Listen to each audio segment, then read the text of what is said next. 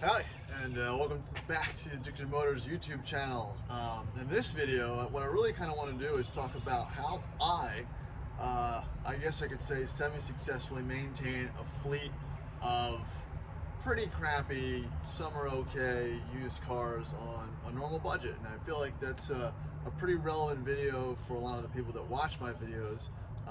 Obviously, I don't just have Land Rover, Range Rover products, have a little bit of everything as far as my collection is concerned. So I'm going to go over a few of the tips, tricks, I think, and best practices that I do to kind of successfully maintain things without getting too far in the hole as far as costs and space is concerned.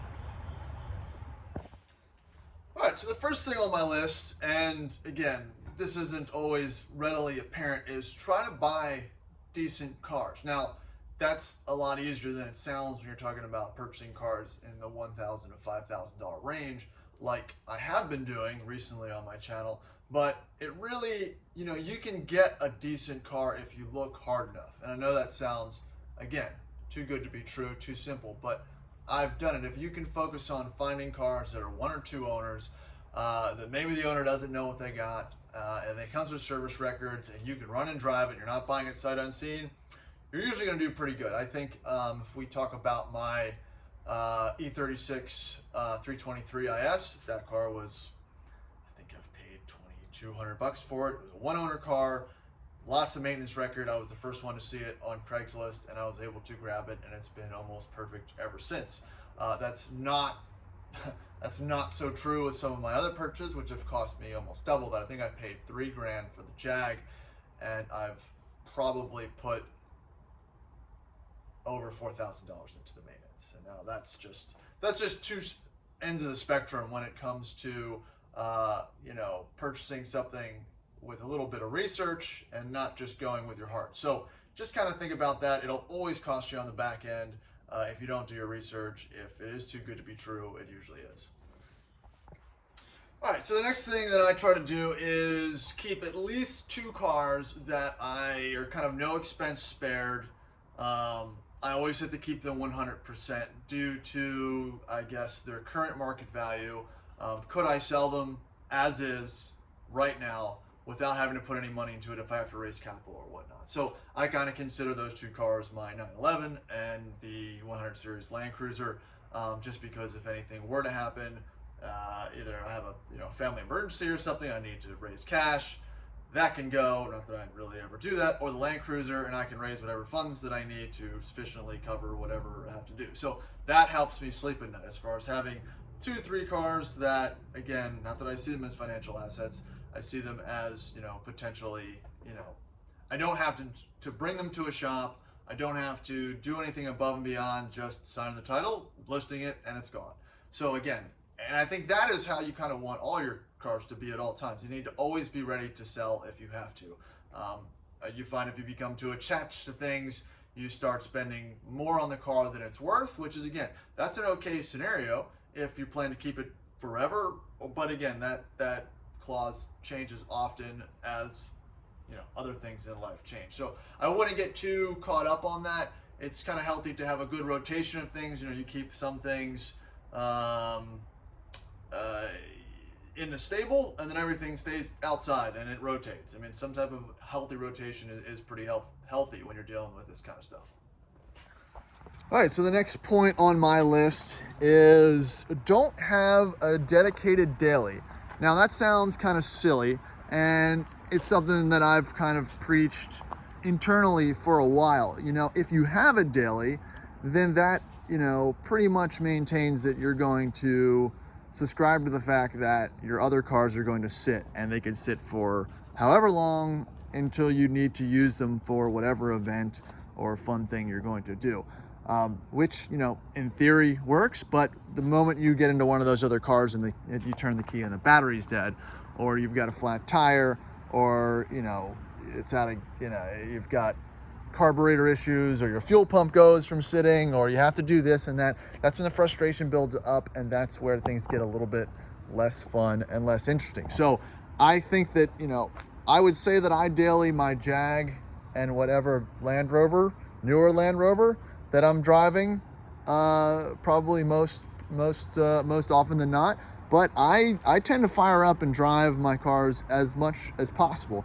Again, that's easier for me. I work from home, don't really have a commute, so every car can be a fun car. But that's obviously not everyone's scenario.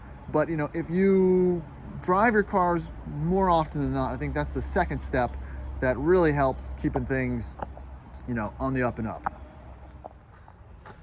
All right, so I said my next point is going to be to stagger maintenance. And you can really only stagger maintenance if you're consistently driving each vehicle, because that means you always, are up to date with what it may or may not need. You've got a running list of what it could need to be perfect or what it needs just to drive. So when you stagger maintenance, it really, again, it falls in line with, if you've got, I think I have 8 or so cars, I probably consistently drive 6. If you're consistently driving 6, you don't have a large commute, you're probably only putting around 2,000 to 3,000 miles on each car each year, which means you're only really doing one oil change, and most likely you're doing it just for time duration or age duration. You're not doing it because it's, you've put too many miles off it, you're past the regiment, or if you get a Land Rover, it's all leaked out, so your oil is self-changing itself. So it's kind of personal preference. But when you're staggering maintenance, you're not hitting huge bills all at one time, but unless that's the car that, like the Land Cruiser, I will put the money into it, I'll get it all done, so it's always going to be good all the time. If it is, the new L322, I'll do it at the beginning, but after that I can do things myself and I can stagger it out. It's running, it's driving, it's not leaking oil.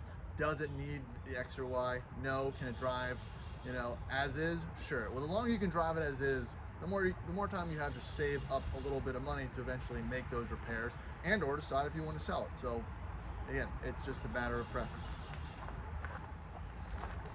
All right, the next tip on the list is tires. All right, so if you're going to commit to a car, keep it long term, and you want to kind of help incentivize doing that, put new tires on it.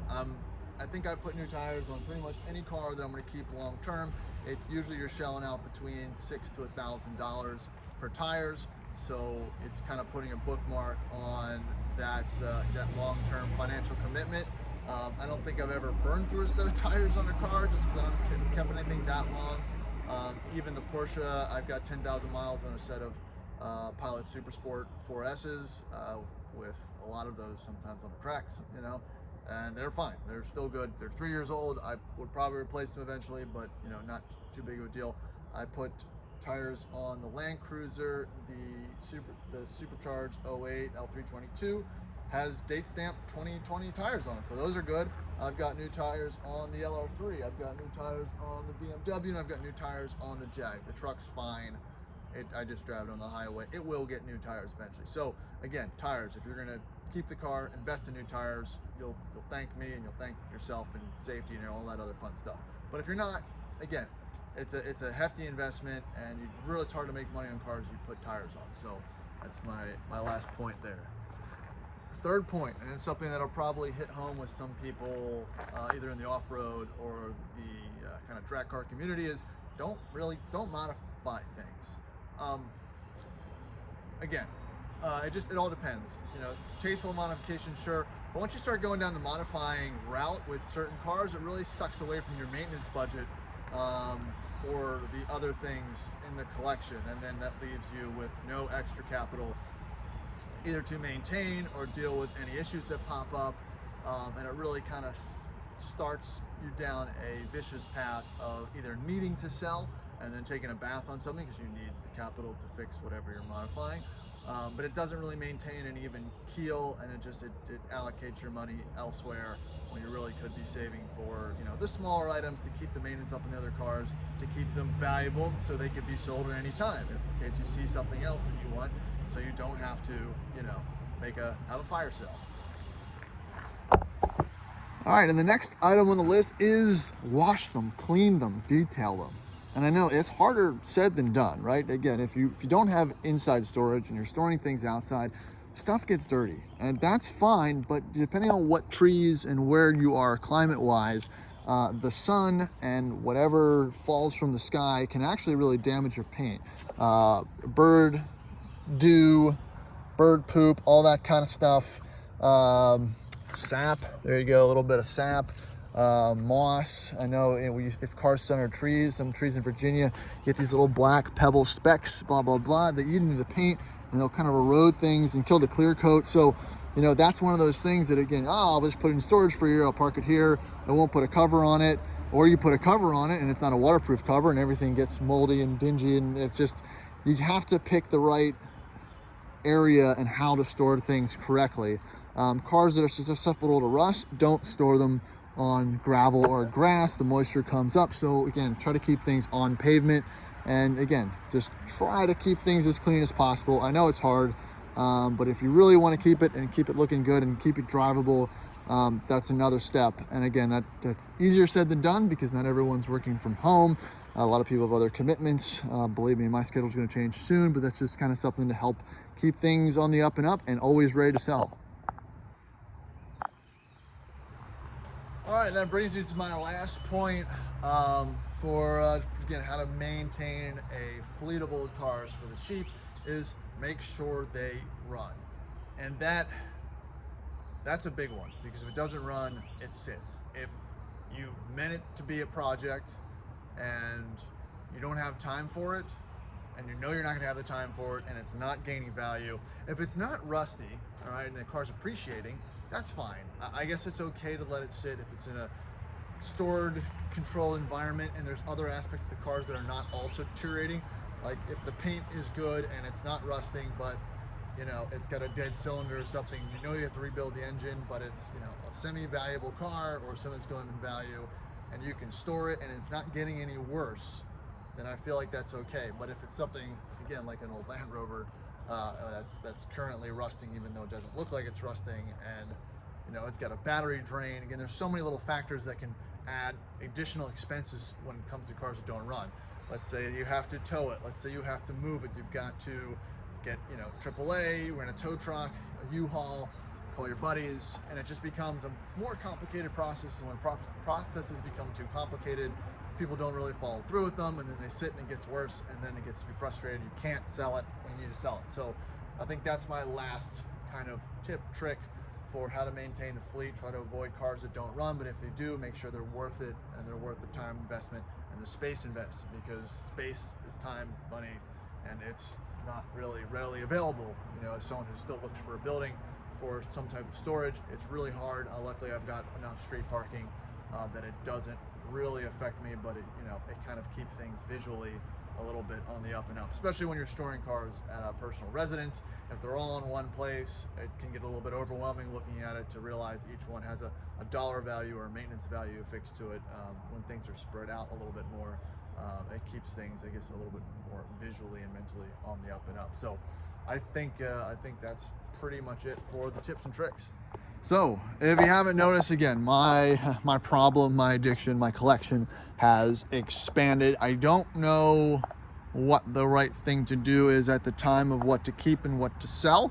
I think I've reached a point where I have too many, and I've obviously acknowledged that there are cars for sale. The 2 manual D1s are for sale, and we've got some others strewn around the shop. I didn't even go into the ones that we've bought for sales, and you know, some that we just have sitting around. But again, everything's usually for sale. But again, I hope you enjoyed this video. Again, just a brief glimpse in the way that I kind of handle and categorize things as far as the automotive toys or vehicles or whatever you want to call them. But yeah, again, I hope you enjoyed the video. Please like, subscribe, follow along, check me on Instagram. It really helps. And that's all I got for this video. Appreciate you guys watching. See you next time.